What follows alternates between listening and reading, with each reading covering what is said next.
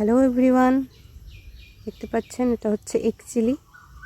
আপনারা যদি রেস্টুরেন্টের মতো বাড়িতে এগ চিলি বানাতে চান, খুব সহজেই কিছু উপকরণ দিয়ে বানিয়ে ফেলতে পারেন এগ চিলি। রেসিপিটি দেখার জন্য ভিডিওটি শেষ পর্যন্ত দেখুন, আশা করি ভালো লাগবে। এতে যা যা উপকরণ লাগছে সেগুলো হচ্ছে এই যে দুটো পেঁয়াজ আমি এইভাবে কেটে নিয়েছি, সঙ্গে একটা ক্যাপসিকাম, 4টে ডিম আগে থেকে সেদ্ধ করে নিয়েছি, আর এভাবে একটা ডিমকে 4 টুকরো করে নিয়েছি। টোটাল 16টি পিস হয়েছে। আর ওদিকে হচ্ছে রসুন কুচি, আদা কুচি, একটা লঙ্কা কুচি, এদিকে টমেটো সস আর ময়দা দিয়ে নিয়েছি। এটা হচ্ছে ব্যাটারের জন্য ময়দা। আর এদিকে গোলমরিচ গুঁড়ো করে নেব। ব্যাটারটা না পাতলা হবে না ঘন হবে, এভাবে তৈরি করতে হবে। ময়দাতে জল মিশিয়ে তাতে লঙ্কার গুঁড়ো, হলুদ গুঁড়ো, গোলমরিচের গুঁড়ো দিয়ে আমি এটাকে ভালো করে মাখিয়ে নিচ্ছি। আর এটা আলাদা করে সস, একটু ময়দা, একটু জল দিয়ে ভালো করে গুলে নিচ্ছি। আপনারা কর্নফ্লাওয়ার অ্যাড করতে পারেন, আমি শুধু ময়দা দিয়েই করছি। এভাবেও খেতে ভালো হয়। বাটারটা তৈরি করার পর এতে ডিমগুলো এভাবে দিয়েই আমি তেলে ভেজে নেব। ডিপ ফ্রাই করতে হবে যেহেতু, তাই একটু তেলটা বেশি পরিমাণেই লাগবে। আর আপনারা গ্যাসটাকে হাই ফ্লেমে রাখবেন, যেহেতু আগে থেকেই সেদ্ধ করা। উপর থেকে ভাজা ভাজা হয়ে গেলেই হয়ে যাবে।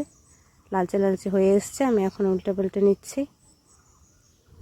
কিছুটা ভাজা হয়ে গেছে, আরও কিছু ভেজে নেব। তেলে আবারও দিয়ে দিলাম। এভাবে ভাজাগুলো কমপ্লিট করে নিলাম। দেখুন ভাজা হয়ে গেছে। আপনারা এইভাবে এটাকে এমনিও খেতে পারেন। এরপর কড়াইতে অল্প সাদা তেল দিয়ে এতে রসুন কুচি, আদা কুচি আর একটা লঙ্কা কুচি এটা দিয়ে দিলাম। তেলে দিয়ে এটাকে একটু নেড়ে চেড়ে নেব।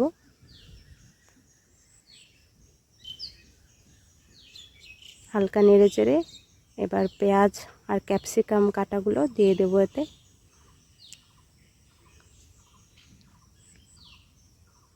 এগুলোও লবণ দিয়ে আবারও নেড়ে চেড়ে নেব।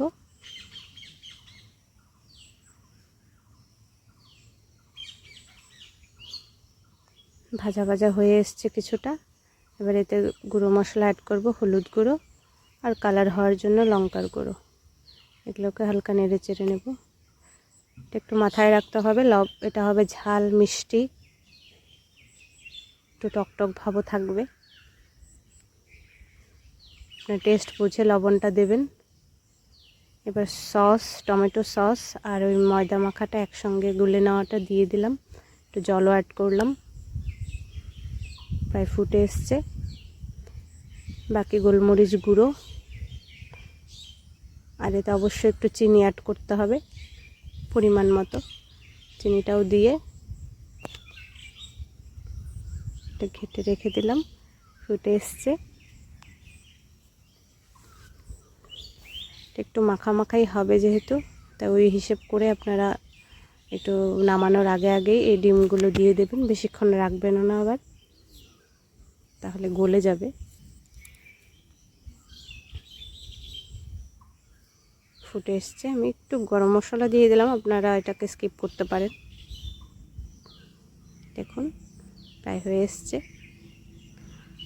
একটু কালারটা এরকমই আসলো। আমি যেহেতু, আপনারা কাশ্মীরি লঙ্কার গুঁড়ো অ্যাড করতে পারেন, তাহলে কালারটা একটু ভালো আসবে। ধন্যবাদ সঙ্গে থাকার জন্য। ভিডিওটি ভালো লাগলে সাবস্ক্রাইব করবেন, লাইক, শেয়ার অ্যান্ড কমেন্ট করবেন। সবাইকে ধন্যবাদ। সবাই ভালো থাকবেন।